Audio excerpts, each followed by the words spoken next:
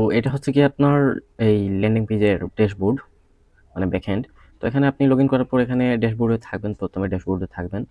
তো এইগুলা হচ্ছে গিয়ে এটা হচ্ছে আপনার ড্যাশবোর্ড। তারপর হচ্ছে কি আপনি এই যে কমার্স থেকে অর্ডার চলে যাবেন, এখানে আসলে আপনি যে অর্ডারগুলা আছে বা আসবে এগুলা এখান থেকে দেখতে পারবেন, বুঝতে পারছেন? তো এখানে ৩টা অর্ডার আছে যেগুলা টেস্ট করার জন্য দেখানো হয়েছিল। তো আমি আপনাকে একটা অর্ডার করে আমি দেখাই। যেমন ধরেন আমি এটার ইয়েটা কপি করে নেই। এটা কপি করে নিয়ে আলাদা একটা ব্রাউজারে যাব। অন্য একটা ব্রাউজারে গিয়ে অন্য একটা ট্যাবে গিয়ে আমি এটা একটা অর্ডার করে দেখব।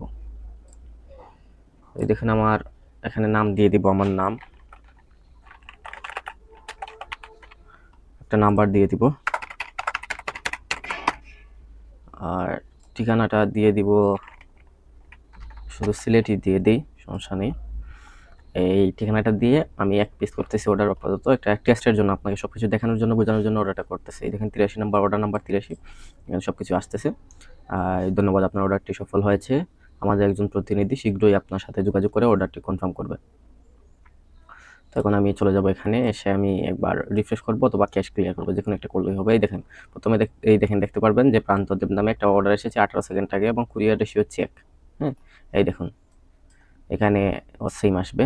তো এই দেখেন চেক ডাটা অপশন আসবে বা কুরিয়ার রেশিও, এখান থেকেও ক্লিক করলে হবে কুরিয়ার রেশিও চেক, অথবা আপনি চেক ডাটা যে কোনো জায়গায় আপনি যদি একটা ক্লিক করেন তাহলে আমার যে নাম্বার দিয়ে আমি অর্ডার করেছি, কাস্টমার যে নাম্বার দিয়ে অর্ডার করবে তার সম্পূর্ণ কুরিয়ার রেশিওটা আপনি দেখতে পারবেন। যেমন ধরেন আমি এখানে যদি রিফ্রেশ করি, অলরেডি এখানে চলে এসেছে। এই দেখেন পাটাও যে কুরিয়ার আছে এটাতে একটা অর্ডার করছিলাম আমি, এটা আমার নাম্বারই, এটাতে একটা অর্ডার করছিলাম এবং একটাই সফল, মানে একটা যে অর্ডার এসেছে এটা আমি রিসিভ করেছি। স্ট্রিট ফার্স্টে 10টা পার্সেল এসেছে, 10টার মধ্যে 10টা আমি রিসিভ করেছি, মোট 11টা পার্সেল এই নাম্বারে এসেছে এবং 11টাই আমি রিসিভ করেছি।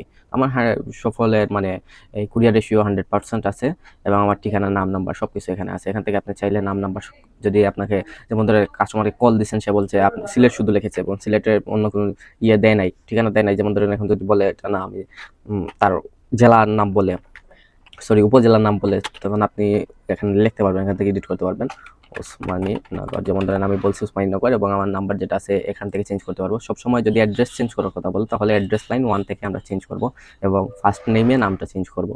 হ্যাঁ, তারপর আমরা আপডেট করে দেব।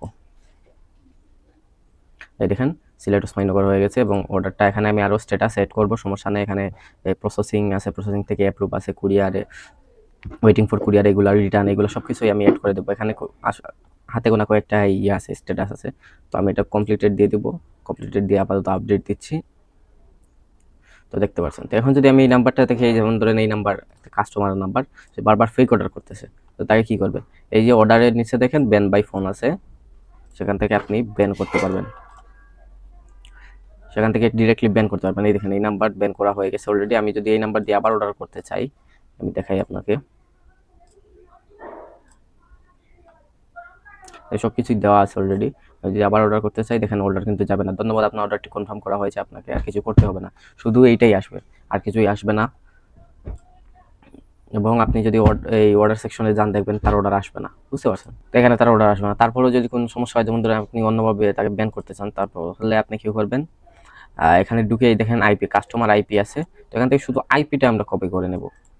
আইপিটা কপি করে নিয়ে একদম নিচের দিকে চলে যাবো এবং ব্যান বাই আইপি একটা অপশন পাবো, সেখানে আইপি ব্যান এখানে দিয়ে ব্যান, শেষ, ব্যান হয়ে গেছে। এখন দেখবো কিভাবে এটা আনব্যান করতে হবে। যেমন ধরেন আপনি তো এই আইপিটাকে ব্যান করে ফেলেছেন, এখন এটা আনব্যান কিভাবে করবেন? সোজা সাপটা এখানে বিষয় যে রিমুভ আছে, এই দেখেন আইপি নাম্বারের সাইটে রিমুভ অপশন আছে, এটাতে রিমুভে ক্লিক করলেই আনব্যান হয়ে যাবে। এই দেখেন আনব্যান হয়ে গেছে। এবং আমরা যদি ফোন নাম্বারটাকেও আনব্যান করতে চাই, ঠিক একই রকমভাবে আপনি যদি রিমুভে ক্লিক করে দেন, নাম্বারের সাইটে যে রিমুভ অপশন আছে এটাতে ক্লিক করলেই আনব্যান হয়ে যাবে এবং এখন আমি অর্ডার করতে পারবো। যেমন ধরেন আমি এখন যদি এখানে চলে যাই, সরি, হ্যাঁ, এখানে গিয়ে যদি আমি কনফার্ম অর্ডার ক্লিক করেই, দেখেন এখন কিন্তু অর্ডার আসছে, কারণ আমি ব্যান থেকে আনব্যান করে ফেলেছি। এখন থেকে যদি দেখি এখানে যাই, তখন 3টা থেকে 4টা অর্ডার চলে এসেছে এবং কুরিয়ার রেশিওটা চেক করতে পারবো, সবকিছুই ঠিকঠাক হয়ে গেছে। এখন আপনাদেরকে দেখায় আরেকটা অপশন, যেটা হচ্ছে গিয়ে আপনারা ইনকমপ্লিট অর্ডার স্ট্যাটাসটা আপনারা এখান থেকে দেখতে পারবেন। যারা হচ্ছে গিয়ে আপনার এই যে নাম, নাম্বার, ঠিকানা সবকিছু দেয় কিন্তু কনফার্ম অর্ডারে ক্লিক করে না, এর কারণে কি হয় বিষয়টা, এটা হচ্ছে গিয়ে অর্ডারে আসে না, অর্ডারসে আসে না, অর্ডার সেকশনে আসে না। এটা আছে, অনেকে আছে যে অর্ডার করতে আগ্রহী বা অনেকে আছে বুঝে না, অনেক সময় অর্ডার নাও বাটনে ক্লিক করতে ভুলে যায়। হ্যাঁ, অনেকে। তো এই ধরনের কাস্টমারের জন্য এখান থেকে আপনি এই দেখেন এগুলা কিন্তু সেভ হয়ে থাকে। এই দেখেন নাম, নাম্বার, ঠিকানা সবকিছু সেভ হয়ে থাকে, সেখান থেকে আপনি শুধু ডিরেক্টলি কল করে আপনারা এই অর্ডারটা কনফার্ম করতে পারবেন। তো এই হলো এই ল্যান্ডিং পেজের যে ফিচারগুলো আছে, এইগুলাই আমি এখন এই ভিডিওতে সম্পূর্ণ সবকিছু দেখিয়ে দিয়েছি বিস্তারিত। আর যদি আপনার কোনো কিছু সাহায্য লাগে বা সাপোর্টের প্রয়োজন হয়, তাহলে অবশ্যই সরাসরি আমাকে হোয়াটসঅ্যাপে মেসেজ করবেন। ধন্যবাদ।